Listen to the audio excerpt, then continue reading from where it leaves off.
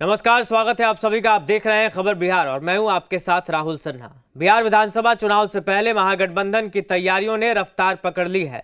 दिल्ली में कांग्रेस अध्यक्ष मल्लिकार्जुन खड़गे के आवास पर आरजेडी और कांग्रेस के शीर्ष नेताओं के बीच अहम बैठक के बाद तेजस्वी यादव पटना लौट चुके हैं। दिल्ली में हुई बैठक में चुनाव के लिए सीटों का बंटवारा, गठबंधन के स्वरूप और चुनावी एजेंडे को लेकर विस्तार से चर्चा हुई। अब इसके बाद 17 अप्रैल को पटना में महागठबंधन का महामंथन होने जा रहा है। माना जा रहा है कि इस बैठक में सीटों के बंटवारे से लेकर उन तमाम मुद्दों पर बात की जाएगी। कल की बैठक में कांग्रेस और आरजेडी के साथ वामपंथी खेमे के 3 दल, भाकपा माले और सीपीएम के साथ सीपीआई के नेताओं की बैठक होगी। इस मीटिंग में सीटों के बंटवारे और आगामी चुनाव को लेकर रणनीति पर चर्चा होगी। उम्मीद की जा रही है कि यहाँ सीएम फेस पर भी बात होगी। वहीं जानकारी के अनुसार आरजेडी और कांग्रेस के बीच सीटों के बंटवारे को लेकर अभी भी पेच फंसा है। दरअसल कांग्रेस पिछले चुनाव की 2020 के विधानसभा चुनाव की तरह ही कम से कम 70 सीटों पर चुनाव लड़ना चाहती है, लेकिन आरजेडी 50 सीटों से अधिक देने को राजी नहीं है। ऐसे में भी बातचीत हो रही है और अंतिम फैसला नहीं हुआ है। देखना दिलचस्प होगा कि आने वाले 17 अप्रैल की बैठक में महागठबंधन में अंतिम फैसला क्या होता है। हमारे साथ हमारे सहयोगी रुपेंद्र श्रीवास्तव लाइव जुड़ गए। रुपेंद्र, कल बैठक हुई और अब इसके बाद 17 अप्रैल की जो बैठक है कितनी अहम है और कौन कौन से ऐसे मुद्दे हैं जिसको लेकर रणनीति बनाई जा सकती है?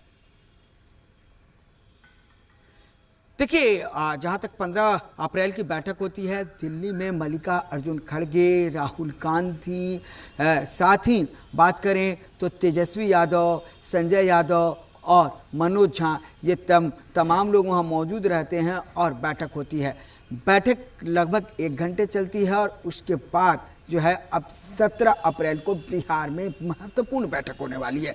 खास तौर पर बात की जाए तो आरजेडी बड़ी पार्टी है बिहार में, कांग्रेस जो है वो राष्ट्रीय पार्टी है, और जो भी लेफ्ट की बात की जाए, वीआईपी पार्टी की बात की जाए या पशुपति पारस की पार्टी की एंट्री जो है महागठबंधन में होने की बात हो रही है, ये इन पार्टियों की बात की जाए तो साफ तौर पर बैठक जो है वो अब कल जो है 17 अप्रैल को होने वाला है। और ख़ास इसलिए होने वाला है कि जो महागठबंधन में अंतिम समय में सीटों का बंटवारा होता था, अंतिम समय में जब आपको नोटिफिकेशन जारी किया जाता था, चुनाव की तारीखों का ऐलान हो जाता था, उस समय सीटों का बंटवारा होता था और कहीं ना कहीं जो है चूक जाती थी महागठबंधन अधिक से अधिक सीट जीतने में। जिस तरह से 2015 में देखा जाए कि महागठबंधन का पूरा भरोसा था कि महागठबंधन सरकार बनाएगा, लेकिन महागठबंधन चूक गया। एनडीए जिस तरह से तैयारी करती है उसी के रूप में अब महागठबंधन भी तैयारी करने में लग गया है। खासतौर पर कल जो बैठक होगी उस बैठक में सीटों से लेकर सीएम फेस तक के जो है चेहरे पर भी बात होगी। और जहां तक आरजेडी का साफ तौर पर कहना है कि 2020 में तेजस्वी यादव के चेहरे पर चुनाव लड़ा गया था और 2025 में भी तेजस्वी यादव के चेहरे पर चुनाव लड़ा जाएगा। साफ तौर पर आरजेडी के नेताओं का कहना है कि जिस तरह से कल मल्लिकार्जुन खड़गे के यहाँ जो मीटिंग हुआ उसके बाद तेजस्वी यादव को ही बोलने के लिए बोला गया और तेजस्वी यादव ने ही बोला तो खासतौर पर बिहार का प्रतिनिधित्व जो है तेजस्वी यादव ही करेंगे। तो ये चीज़ें हैं, लेकिन अब जो है खुलकर इस पर बात होगी और एक मुहर लगेगा कि हाँ जिस तरह से देखा जाए कि बैठ के बातें होती हैं और एक मुहर लगता है, सभी की सहमति है, तो जनता में दिखाने के लिए सभी के लिए सहमति बनेगी कि हाँ तेजस्वी यादव जो है सीएम उम्मीदवार होंगे। लेकिन अब कल मीटिंग में जो है क्या क्या बातें होती हैं ये मीटिंग के बाद ही कुछ कहना है। लेकिन अभी तक जो अनुमान जो है कयास लगाए जा रहे हैं वो यही है और तेजस्वी यादव के ही नेतृत्व में बिहार में विधानसभा चुनाव होंगे।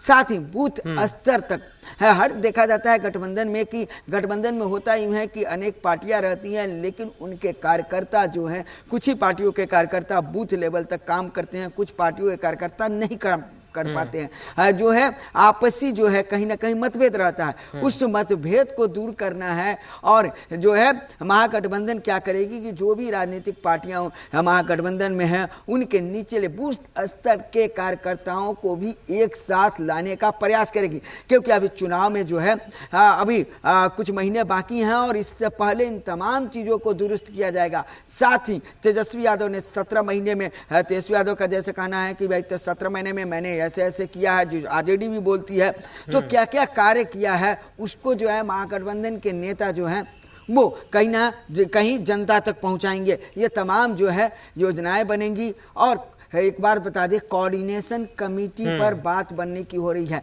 एक कोऑर्डिनेशन कमेटी बनेगी, प्रवक्ताओं को बोला जाएगा कि कहीं भी बयान संयम रूप से दें, कहीं एनडीए पर आक्रामक होकर बयान दें, आपस में कोई बातें आती हैं तो उस पर विचार करें, अपने बड़े जो हैं जो अधिकारी हैं पार्टी के, उनसे बात करें और फिर बयान दें। इन तमाम चीज़ों पर बातें होंगी जी।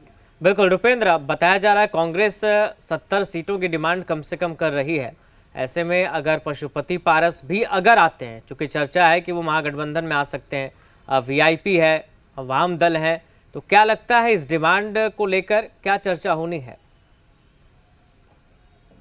देखिए, कांग्रेस की बात की जाए तो कांग्रेस ने 2020 में 70 सीट पर चुनाव लड़ा था और 19 सीट पर कांग्रेस ने चुनाव जीता था।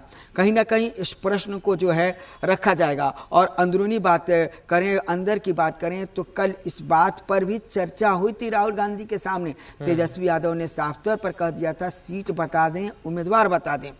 तो साफ तौर पर है कहीं ना कहीं इस पर जो है अभी पेंच फंसेगा, क्योंकि 70 सीट कांग्रेस ने तो ले लिया लेकिन 19 सीट ही कांग्रेस जीत पाई। इस बात करें लेफ्ट की, बात करें तो लेफ्ट की जो सीटें थी उसमें लेफ्ट का प्रदर्शन अच्छा रहा, लेकिन कांग्रेस का प्रदर्शन जो है 2020 के चुनाव में अच्छा नहीं रहा।